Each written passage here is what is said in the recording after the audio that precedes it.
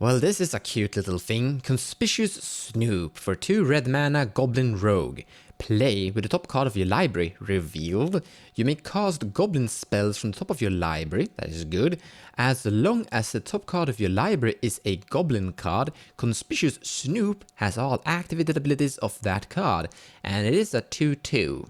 There is an existing 2-card combo with Suspicious Snoop, and shout out to Lauren Jonasson who showcased this combo to me.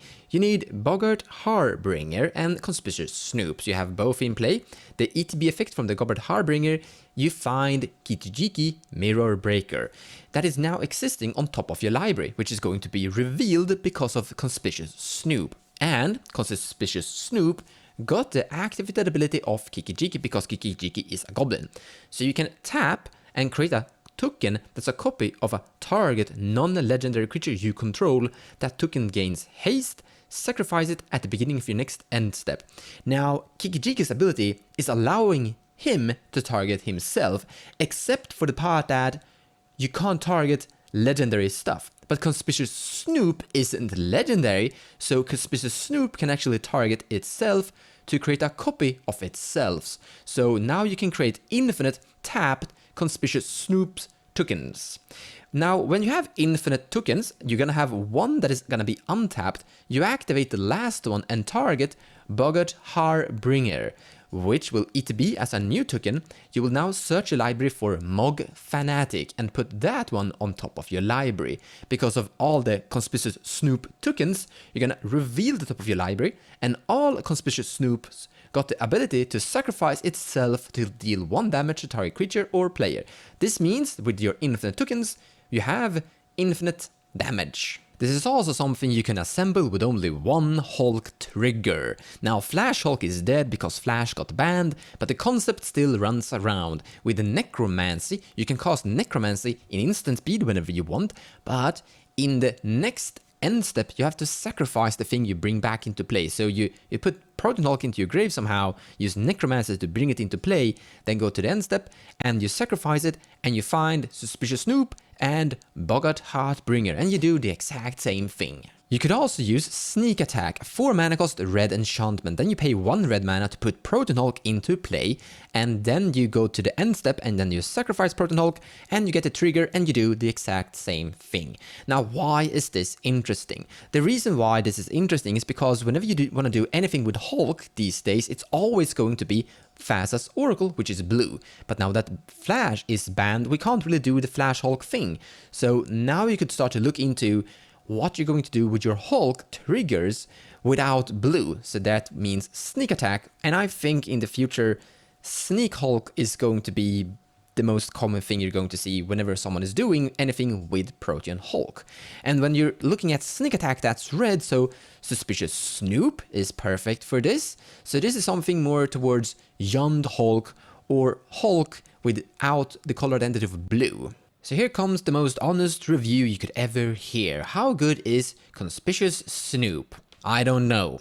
The truth is that it's something for Grants of Doomsday, and it's something for some Protean Hulk builds, and it is a combo that looks kinda functional, but in the end, what Conspicuous Snoop is trying to do is create a deck that is something of Goblin Tribal. And the thing is that that deck doesn't exist in cEDH, and no one has ever tried it. It's easy to say when there's a new card that is just replacing another card, which is basically an upgrade, or that simply just goes in and upgrades a few functions in a deck, then that's easy to review. What this is actually doing is trying to create a Goblin Tribal deck, and that doesn't exist, so in theory, this shouldn't be good. Basically, the power level on this card depends on how many goblins that are cEDH viable. And if you have a really high ratio of goblins inside your deck, then this is going to be a pretty good card. It's a 2 mana cost creature that is allowing you a lot of card draw. That is good. Imagine if this had, you may play creatures from the top of your library. If that were the case, this would be amazing, and it would almost be a little bit broken.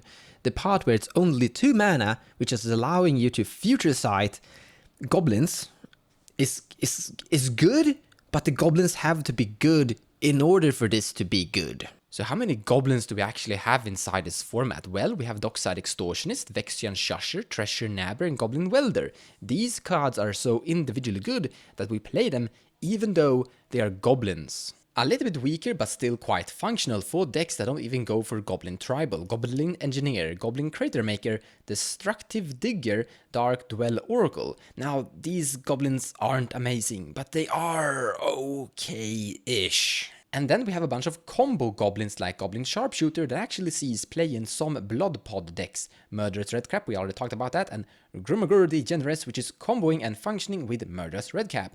And I can't leave out Pashalik Mons, which is a goblin with the same name as I have. And if we're going to have goblin combos, we better have some goblin tutors, and we actually have a few decent ones like Goblin Recruiter and Goblin Matron.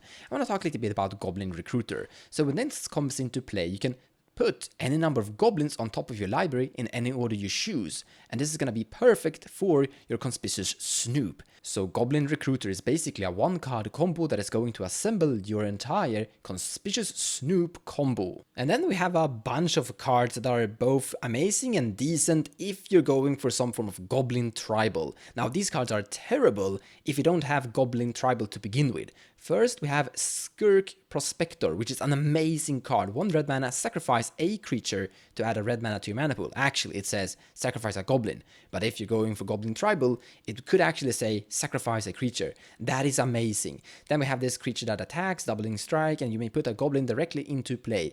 Now this is something of a mana dork. It's kind of okay. Normally goblins are pretty cheap, but it's creating a lot of tempo for you. It's kind of great. Wharf, Boggart Auntie, reanimating goblins from your graveyard back to your hand. That's card draw for 4 mana. Pretty slow and bad, but it's a functional thing you could play if you want to increase your grindy potential in your Goblin Tribal deck. Kiki-jiki, amazing combo card. Grenzo the Dungeon Warden, probably amazing inside your 99 if you have another commander. Grenzo could be the Goblin commander for this deck, but most goblins run around with a really low power attack, so activating Grenzo, even though it's a 2-2, will probably put every goblin directly into play. And if you're playing a really high ratio of goblins, Grenzo could function quite fine. Then we have this 1 tribal sorcery, black mana, return target goblin card from your graveyard back to your hand. So this is great if you want to bring back your Dockside Extortionist from a graveyard back to your hand. Then you have a sorcery, target player sacrifice a creature. This is a edict effect. That's a tribal goblin that Conspicuous Snoop can actually cast from the top of your library. Conspicuous Snoop is allowing you to cast goblin spells, and this is a goblin spell.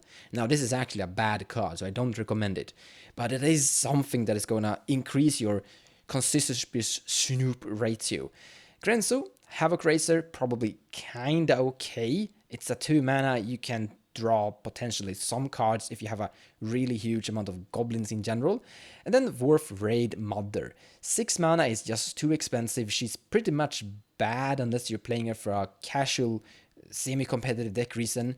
In general, she doesn't fit in normal typical goblin decks because you usually build her as the commander and you play something of a spell slinger deck. So, but I like to just throw her in there to showcase that there are some, how I'm gonna explain it, some strange and gimmicky goblins. And if I were to build a Grenzo the Dungeon Warden with Kiki-jiki Doomsday as the main combo, trying to have a Goblin Tribal extra addition to that deck, these are all the 17 goblins I would consider. Excluding Grenzo Dungeon Warden, he's gonna be the commander, and excluding Conspicuous Snoop. So a goblin ratio of 17 isn't really enough in my opinion. But I'm quite certain that Wizard of the Coast are going to print more goblins, and eventually some of those red goblins might squeeze in to the cEDH format. Until then, I don't think Conspicuous Snoop is that good for cEDH in general. Sure, it could squeeze in a few strange decks where they could utilize this goblin in some crazy ways. For example, in some of those combos I've been showcasing. Thank you so much for watching, and I hope you enjoyed the video. If you like what I do and you wanna support me, feel free to share my videos or even checking out my Patreon page. Also, purchasing cards from the TCG Players website using the affiliate link in the description below of the video will also help the channel grow. So a big thank you to all of you.